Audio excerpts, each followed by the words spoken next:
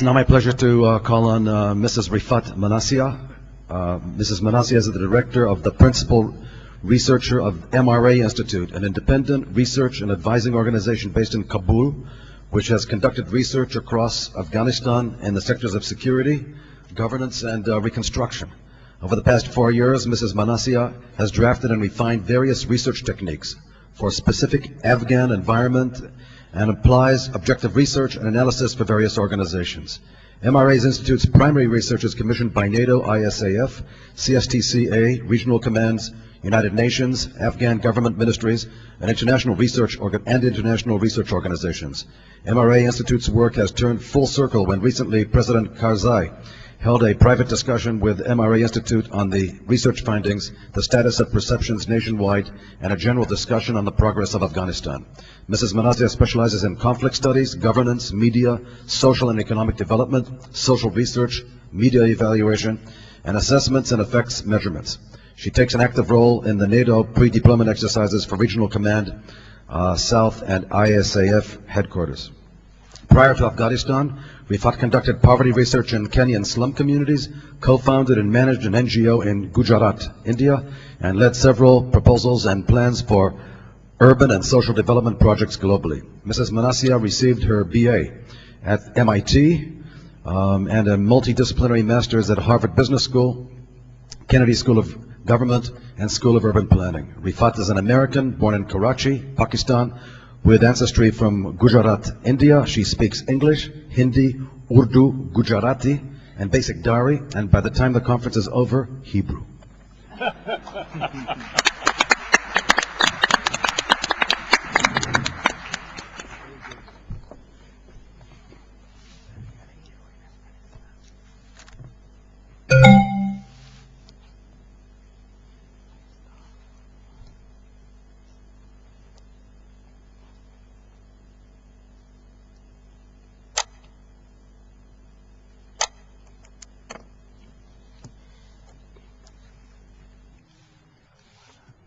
Hotel folder.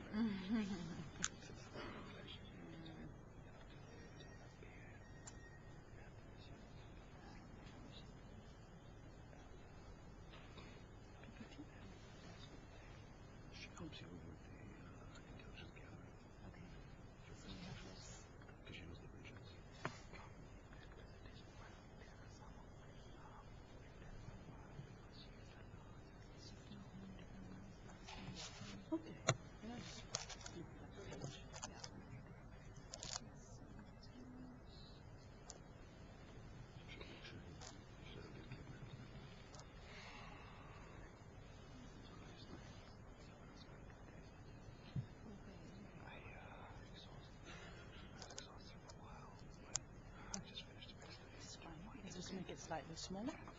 Just here. Shalom.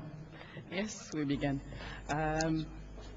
It is actually a pleasure to be here. It's quite a contrast for me to wake up in Herzliya versus Kabul. This morning was a little bit disorienting.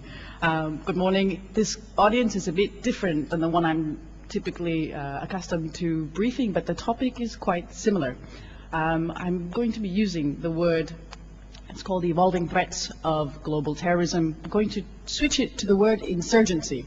And here we're going to speak about insurgency and state building, basically the paradigm which exists in Afghanistan. And insurgency is the source, whereas terrorism is the output, as was actually mentioned at last night's reception. The definition is quite important when we move forward.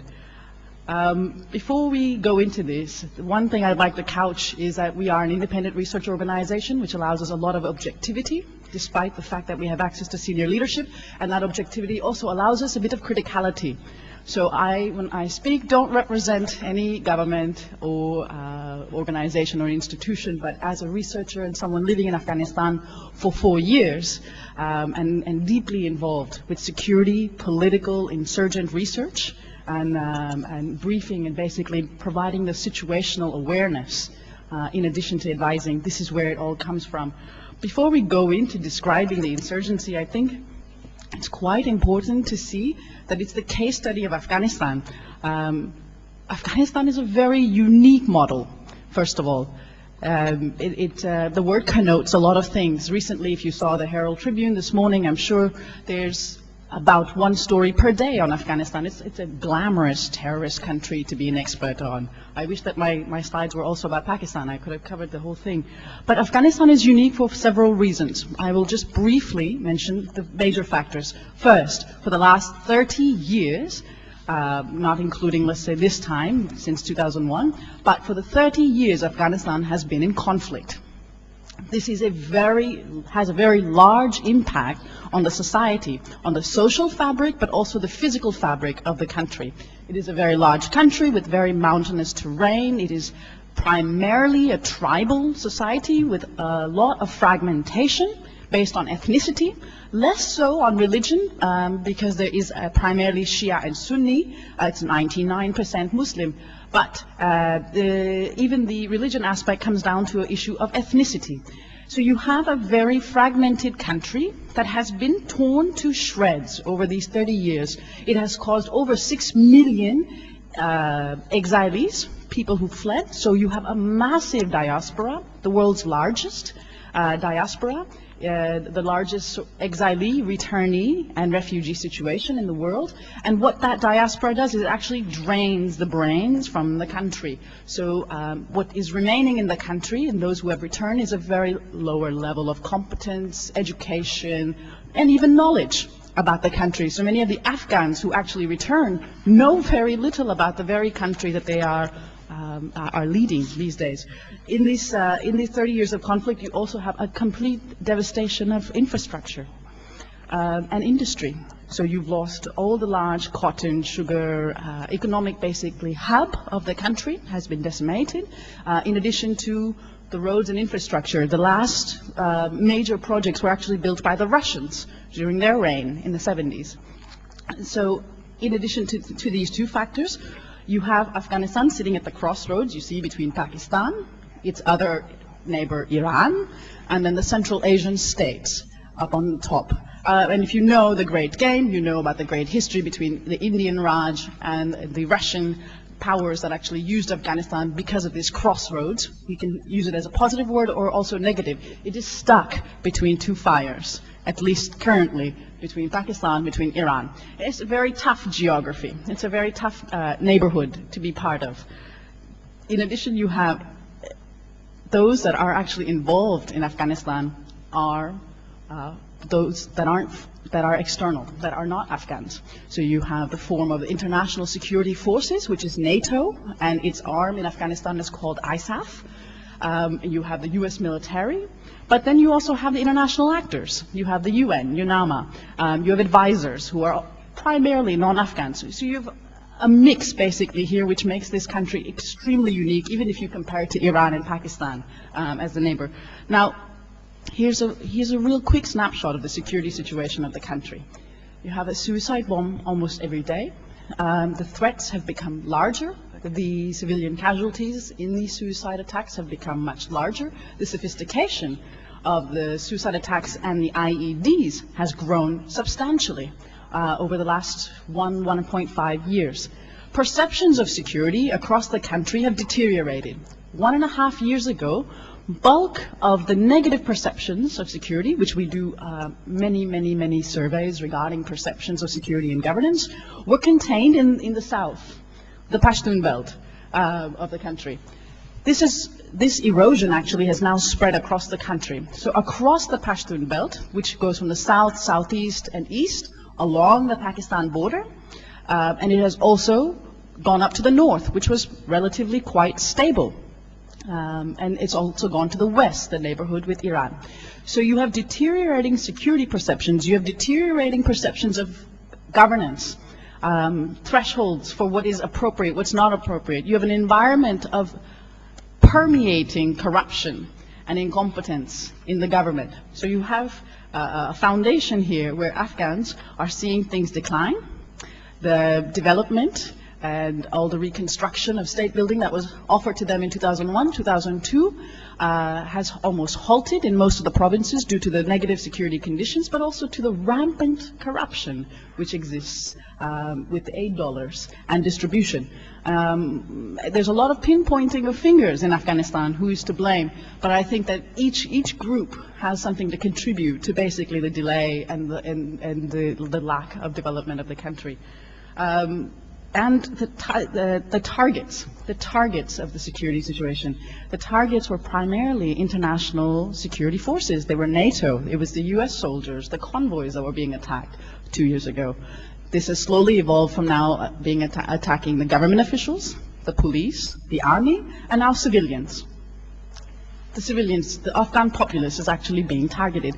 So in some ways you don't have that model where it's a Muslim threat attacking a non-Muslim threat. This is a Muslim country. It's not based on sectarian violence. It is a straight-on attack on the populace. I mean, it's not just the insurgency. It's not just the Taliban, Al-Qaeda. It's also criminality. I'll show you that in a bit. This is the ethnicity map. I just wanted to show you where the large ethnic groups are. The red being the Pashtun. They're about 40%. The Pashtun ethnic group is primarily in the leadership and has been since the country was founded by Ahmed Shah Baba Durrani about 200 years ago. But you can see the Tajik group, the second largest group in green, is distributed in the upper parts, primarily in the west, in Kabul. But you have many ethnic groups. This is what the map actually wants to make a big point of. I put this slide up when I do my briefings on findings on insurgency. What we use is the term anti-government elements. And in the anti-government elements world, you have clearly Al-Qaeda, Taliban, that stay on the polarity, on the one side, on the anti-government elements. And then you have supposedly the government on the other side. But you have these relatively fixed actors, like the foreign forces. Foreign forces means the US military, the NATO soldiers. You have government officials. ANSF is the Afghan National Security Forces. That's the police, the army.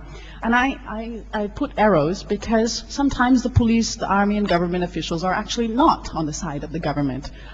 They are shifting. On the bottom side, you have potentially shifting parts of the puzzle. You have local powers. In this vacuum of 30 years of conflict, many commanders, many warlords gained power, have kept their militias. You have criminals, you have smugglers who pretend to be Taliban, pretend to be Al-Qaeda. Maybe they are, maybe they're not, but they're actually acting under the umbrella of this anti-government group. Commanders, mullahs, religious heads. And you have tribal elders, because it's a tribal society. You have many parts, and you can't identify what is the local power structure. It's one of the key things that we do, is to identify the power dynamics in every context, in every geography, in every province, but every district, every village. Who's who? Who do we need to talk to make some change, to bring about behavioral changes, to get the support of the populace? It's quite complicated environment. In this, I think for the Taliban component, I can just quickly mention the best reference I would say is Ahmed Rashid's book on the Taliban, which describes the historic Taliban. When I use the word Taliban here, this is the new Taliban. The word may be the same. We're still using the title Taliban. But when you read Rashid's book, that group and this group are quite different in nature. For one, in terms of structure, and organizational layout. What has happened, imagine a company and you may have removed the COO or the middle management, and you are left with little fledgling foot soldiers, with discoordinated field troops on the ground. You have a very fragmented Taliban movement that actually brings in criminals, brings in local powers, and these alliances shift, they vary, and it's not the ideological Taliban, which began in 1994 with the siege of Kandahar, took Kabul in 1996, and then was temporarily removed in 2001 with the US intervention. This is not an ideological group. A lot of it is motivated by economics, boredom, because you have a country that does not have an economic base. There are no jobs for youngsters, there's no place to go, there is no roads, there's no school. You have school closures across the country, not just for females, but also for males. So you're left with this target group between 14 to 18 to 20 who can easily be given enough funds to plant the IED, to join arms. So we've got to really take a look at what is the motivation of this new group. And they also do not consider themselves to be attached to that previous Taliban. Some actually even contest the middle senior level leadership. Ultimately, I think with Mullah Omar, the loyalties are still there. But everyone in the middle, it's a little bit missing. And so when you remove that from an organization, you remove its unity, its cohesion. And that makes the landscape a wild, wild west landscape, even when you're dealing with just the Taliban group. With Al-Qaeda, Al-Qaeda is seen primarily in Afghanistan, so Taliban is seen primarily as local, or from Pakistan. That's quite clear. We've been mentioning this for the last 2 years. It's coming to light now. Al-Qaeda is seen primarily as logistics, funds, training, and foreign, Arab, they are seen. And one thing I want to note to you, Afghans do not belong to the Wahhabi school of thought for Islam. They are Hanafi. They actually have a certain aversion to Wahhabi Islam. And so you can see this in the comments and the way they actually interact with foreign Muslims in the country. And it's quite apparent where they, the connotation of the word Taliban versus Al-Qaeda. Al-Qaeda is a ruthless, horrible foreign thing. Taliban is just your local thug from the village who you knew when he was growing up. So there is a distinction amongst the populace, and it's growing. Who is who? But let's not forget the other guys. There is Haqqani. I'm sure you heard about his madrasa being targeted recently. He takes over the southeast of the country, comes from a particular tribe. He's Afghan, very, very strong connections into Pakistan. You have Hizb-e-Islami, led by Gulbuddin Hekmatyar, who used to be a leader of the country, funded by the CIA, by Pakistan, at the time of the Mujahideen movement. You have warlords, you have commanders, you have some warlords that are in government, refuse to obey the government, and they have such great clout with either their ethnic groups or geography, or because of their history and what role they played during the Mujahid times. I will then quickly just describe also the environment within which this insurgency works. You have a failed state. That's it. You have a failed state that is unable to provide economy, security to the local populace, and I would even beg to state, unwilling at some points because of this large-scale corruption that we talk about. You also have the narcotics issue, which keeps the insurgency in Afghanistan going. It actually fuels the insurgency. We have many counter-narcotic strategy on which I'm called in times to advise on alternative livelihoods, on eradication. Currently, our systems aren't as effective as they should be because in the last few years, you've seen actually a rise in poppy production in most of the main areas of narcotics. These things, plus the fact that we are missing cohesion amongst the international community and even amongst the international security forces. Cohesion in terms of the main players, the main countries, UNAMA, which is the UN's arm in Afghanistan, the diplomatic missions of various countries, they are actually publicly at odds with one another. In addition, you have then President Karzai at times being at odds with a particular country, very public, very horrible for information operations, if you know the word IO. It's not good PR for the country. And this then takes me to exploiting the vulnerabilities. The insurgency is extremely good. I think Mr. Hastrop said, they know us better than we know them. And that's true. Their PSYOPs, their psychological operations, is far more effective than the PSYOPs being carried out against the insurgency. The PSYOPs that they have created in the populace, in the communities, where they may not necessarily have the support of the populace, but they have the helplessness and they have the fear which they exploit. They also exploit the divisions between this international community and the international forces. For instance, you've read about the divisions in NATO countries. NATO is a coalition of many, many, many nations that have come together, and not all willing to have the same fight or send in the same amount of troops or efforts, and they all have different visions of their role.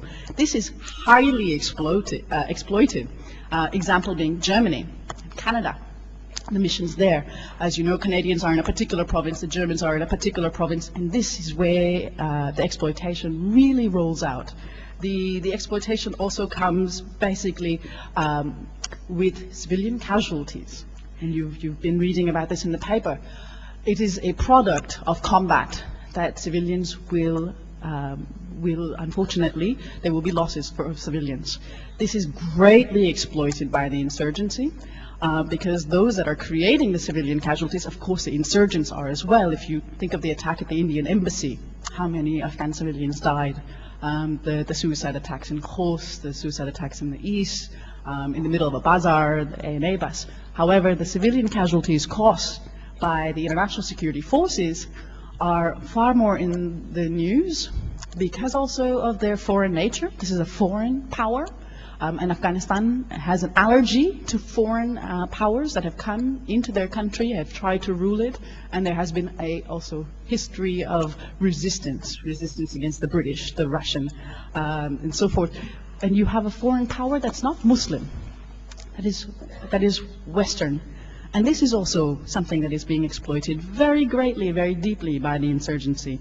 The insurgency also doesn't exist in a vacuum. It exists in a regional network, for sure. As I mentioned, we have, for the last 2 years, have been highlighting the role of Pakistan in this. The role of Pakistan in this, but we would, which is now coming to fruition. There is a lot of energy, a lot of focus into the role that Pakistan does play. But we must think about, that's where the training camps, that's where the sanctuaries are. But we must also think about where the money comes from. There aren't massive, huge funds sitting on the Afghan border with Pakistan. These funds and the training come from abroad, from a larger global network. And this is quite clear. There's a role also for Iran to play in this. Iran, as the Western Shia neighbor, supports the Shia factions within Afghanistan, and there are some. Primarily a Sunni country, it has minorities of Shias. Iran's role is subtler in terms of causing chaos and disorganization, and also is a product of its relation with Pakistan. Very negative relationship with Pakistan, and Afghanistan sits squarely in the middle of this. I'm not saying Afghanistan is naive to its neighbors, but it is often exploited by its neighbors.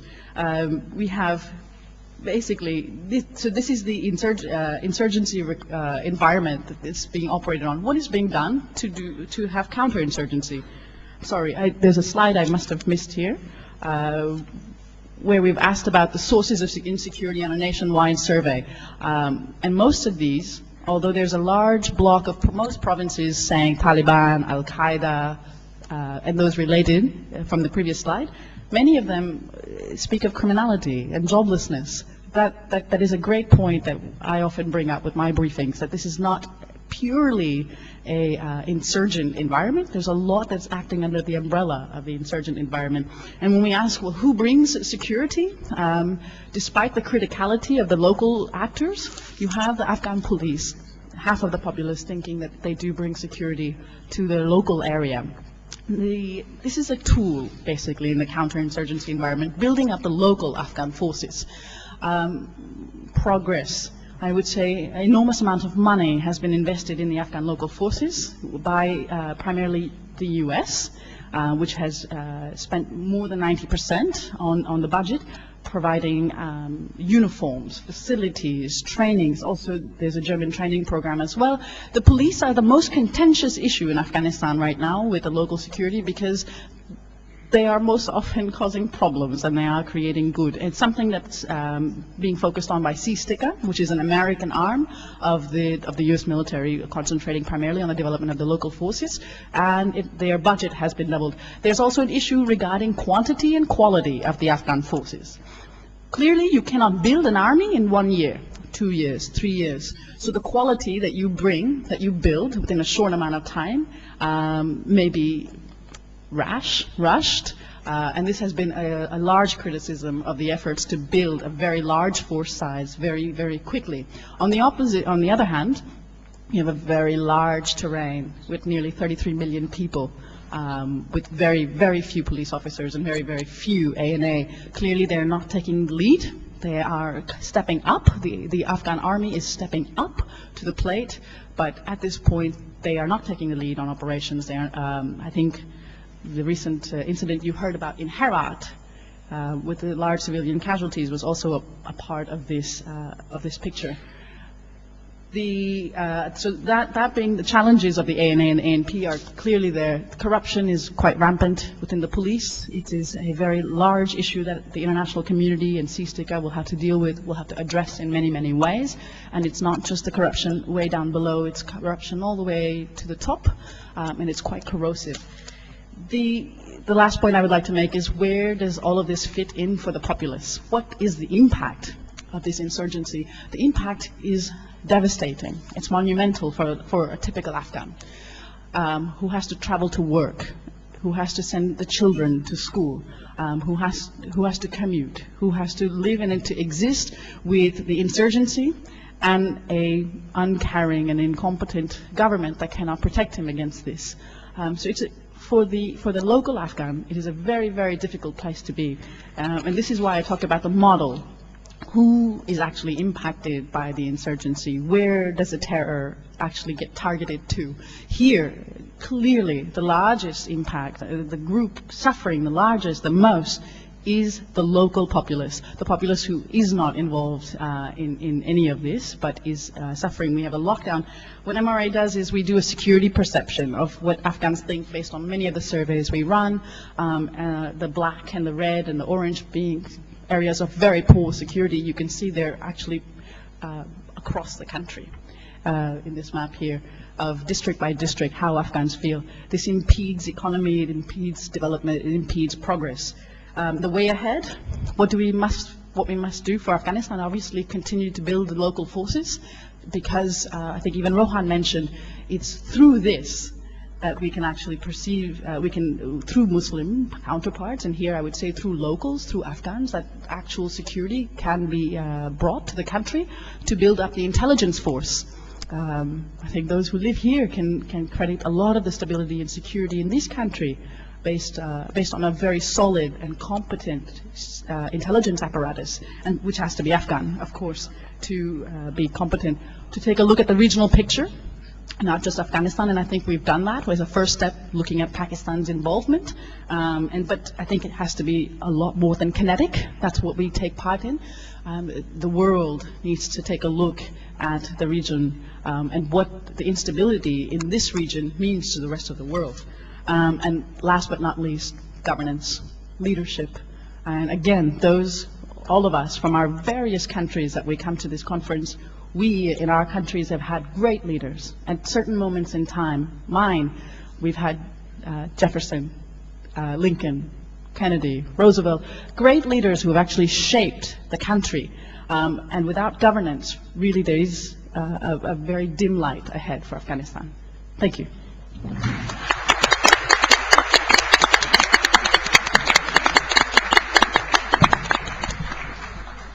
I want to thank Rifat. I think you've added an unbelievable